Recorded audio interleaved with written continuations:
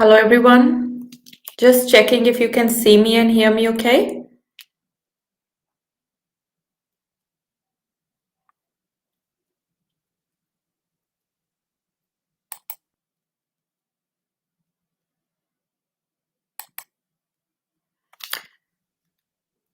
Hi Nitesh.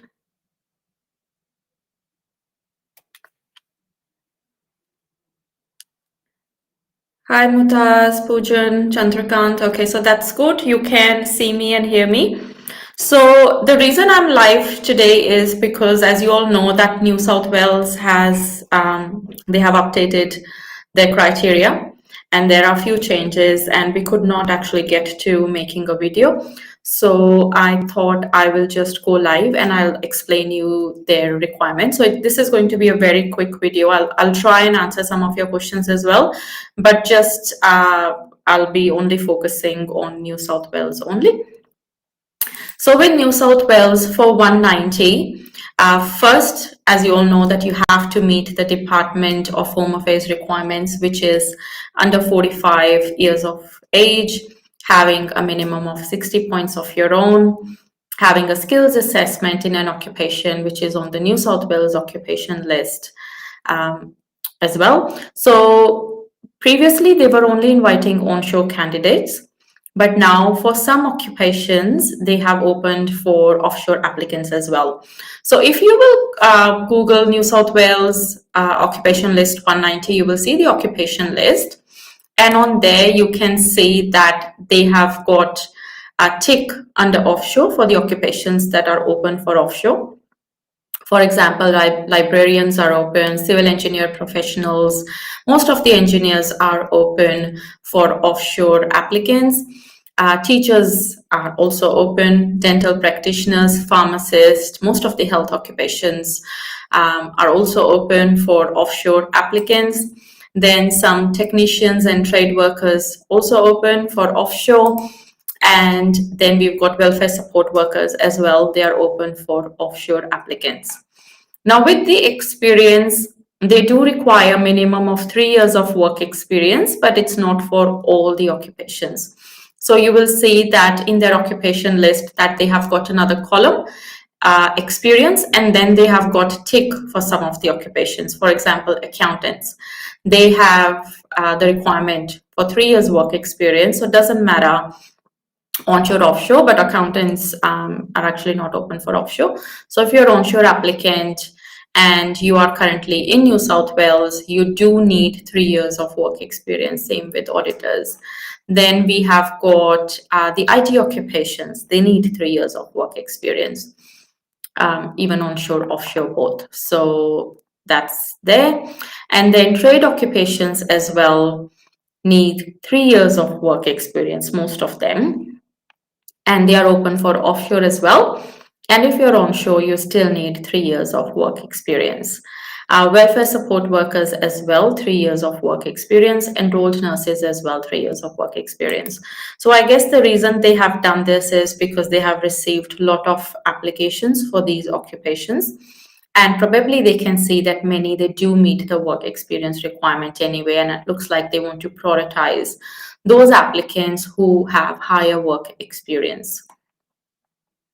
So for the onshore applicants, the requirements are still the same like they previously had for most of the occupations, which is either you are living in New South Wales from the past 3 months, or you have a job, you're working in your nominated occupation for a minimum of 20 hours a week. It says employed in a long-term capacity. So probably it's a permanent role or a 6 months to 12 months contract that you have. So the good thing here is that they are open for offshore at the moment. So good news for offshore applicants, but not a very good news for onshore applicants who do not meet the work experience requirement. But also please check that if your occupation require that work experience, because not all occupations require that work experience. So make sure that you look into that. Now with the 491 visa, they still have the same 3 categories that they had, and we have made various videos on that as well. So living and working in regional New South Wales, that's stream 1. If you have studied in regional New South Wales for 2 years, that's stream 2. And stream 3 is if you have a skills assessment and you're living anywhere in Australia. Now with that one, they don't have that requirement that you need to be in Australia for stream 3. So what it means is that you could be offshore as well. And as long as your occupation is open under stream 3, you can apply for the expression of interest and the registration of interest. But then again, they have updated their requirements as well, in the sense that they have made it more clear that you cannot lodge more than one registration of interest. So let's say if you have more than one occupation, so here I'm talking about 491 only. So for example, you have 2 skills assessments, maybe civil engineer and engineering technologist. So you can only apply under one occupation only, like the ROI has to be only one occupation. You cannot amend your ROI. So you cannot do that. And also if they do send you the invitation and you don't apply, like you because maybe you're waiting for 190 or you have another backup plan or whatever, and then if you don't apply with them, then you cannot submit a new ROI for a minimum of 12 months. So just be careful when you lodge your ROIs, and if you do get the invite, either take it or just be ready that you won't get that opportunity again for 12 months. So that's what they have updated. So as you all know, that New South Wales will open for the 491 twice this year. So this financial year, so it will be January and March. So make sure that you have got all your documents and everything ready when they open in January, so that you can lodge the expression of interest and the registration of interest for that one. It is a bit of a sad news for many onshore applicants who were hoping to get 190 because they're sitting at very high points. So with some occupations, now they will need 3 years work experience, or they can start looking at New South Wales 491 in January and March submission window. Also with the offshore applicants, you can't just go offshore and lodge for the 190 or the 491. You have to be residing offshore for a minimum of 3 months before you become eligible to lodge your expression of interest with New South Wales for the 190. So yeah, just make sure that you go through their website, and it's also very important that you look at the FAQs, the frequently asked questions. Because most of the questions that you would have, they have already answered it on their website. So I would encourage you to maybe look at that. Okay, so I'll probably take 2 or 3 questions relating to New South Wales.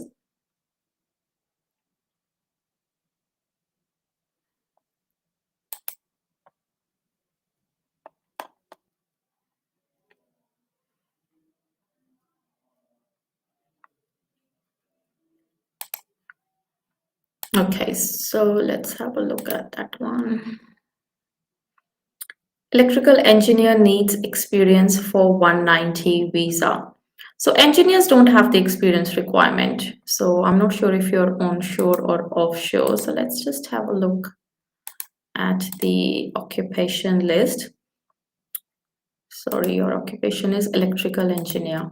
So electrical engineer is open for offshore, but there is no 3 years requirement. But in saying that, if you're offshore, you have to be sitting at really high points to get invited from New South Wales. So, I mean, you would only get picked up if you're sitting at high points. So probably if you have higher work experience, that's how you would actually have high points. Okay. Nitesh is asking, mechanical engineer with 5 years of work experience. Okay, skills need to be assessed. So that's the first thing you would do, get your skills assessment done for mechanical engineering, for mechanical engineer, and then you're doing masters as well, online from RMIT. I don't think so. Looks like you have never been to Australia. You have been studying offshore. So, but then it also depends on your points as well. Probably, I would say try 8 each as well.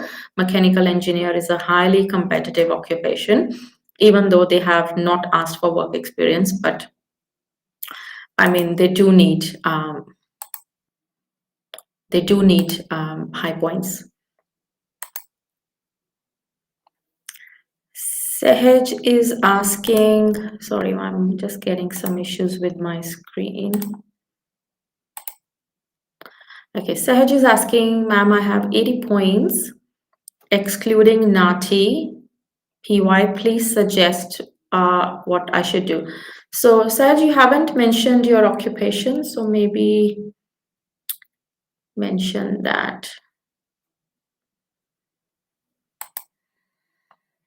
Marketing specialist 491, 100 points offshore. Yes, definitely try because they are accepting applications from offshore and your occupation is there in 491. Yogendra, I have experience in New South Wales, 5 years. RPL, skills assessment. Can I get 10 points from work experience? What's your occupation? It will depend.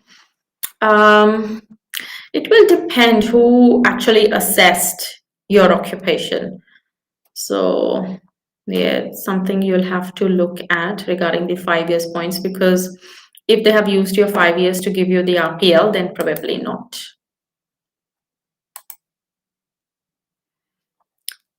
Skills assessment in systems and administrator, 3 to 5 years work experience, now in India, but coming back in January. I've applied for New South Wales Stream 3. Please suggest. Yeah, that's fine because it doesn't matter onshore, offshore, you could apply anyway. So they don't have that criteria that you need to be onshore. But of course, they will prioritize people who are already in their region.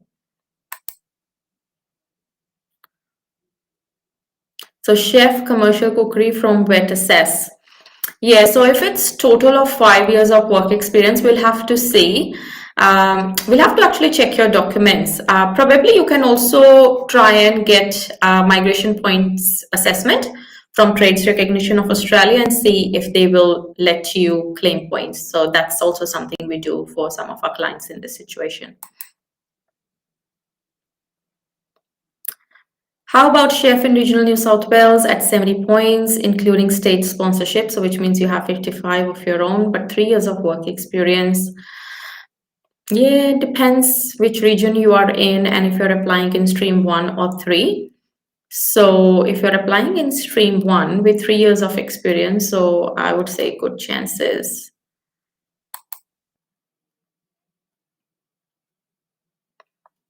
Accountants, 80 points, done skills assessment, started PY, NATI booked, but I would want to move regional, not sure. Yeah, I would move to regional New South Wales because accountants for 119 New South Wales need 3 years of work experience. So honestly speaking, for accountants, regional New South Wales looks promising. So we've had many invites for accountants from New South Wales, not just now, even in the past, when other states are not inviting accountants. Regional New South Wales has always been generous with inviting accountants. Which region? Wherever your occupation is open. And I know it keeps changing, but then when you apply for the ROI and they send you the pre-invite, they let you choose the region anyway. So try to move to a region where your occupation is open, but then keep in mind that that could change. So, okay. I'll probably take a couple more. Hi, good afternoon. What's your opinion for the IT? I'm looking for regional area. Please suggest. I am in Sydney. So if you're in Sydney, you're already in a good state. You're in New South Wales. Probably look at regional New South Wales. In your case, I don't know if you've already done professional year program or about to do a professional year program. So maybe get in touch with us if you are looking for a professional year program provider, because there is one provider who can also find you a job as well in regional New South Wales. So probably get in touch with our office and we can help you with that. And if you can get a job in regional New South Wales, then you will have good options there.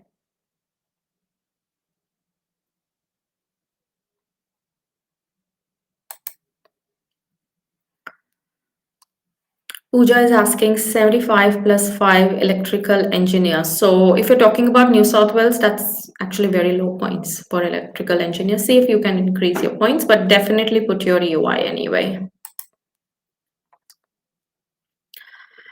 I have 100 points working in regional New South Wales, 1.5 years work experience in IT.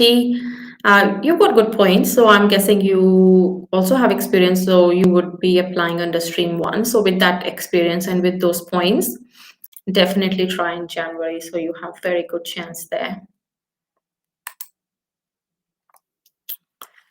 Construction manager, 9 years of work experience, 75 points and excluding state nomination. So we will have to see if your occupation is open there. So if you're check South Australia as well, I'm just not gonna do it now because I'm in between screens, but check New South Wales and South Australia if your occupation is there. For South Australia, points could be okay if your occupation is open there. Let me just maybe quickly check for you.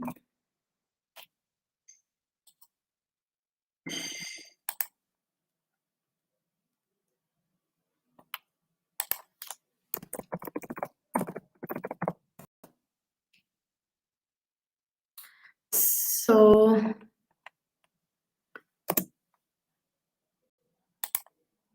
in South Australia, yeah, your occupation is there. They only need 65 points. You need to submit the registration of interest and you must have 8 years of work experience. So you definitely meet the requirement for 491 for South Australia. I highly recommend you try there. Check New South Wales as well, but New South Wales with 75 points, 190, I doubt. Maybe try 491 if your occupation is there. So you do have, if your occupation is open in New South Wales, you do have a couple of options. So definitely try.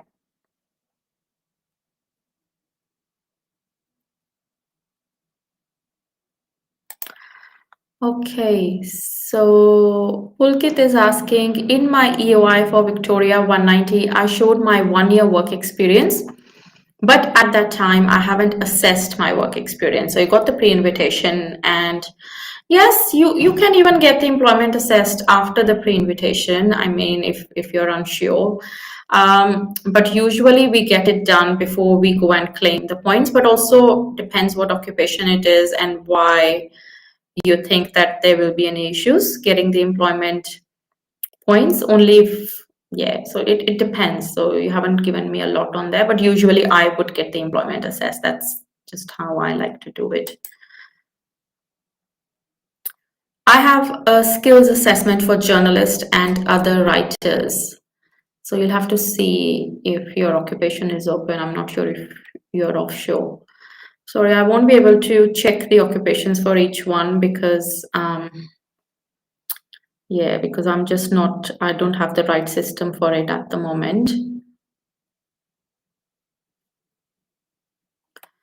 Okay, I'll take one more.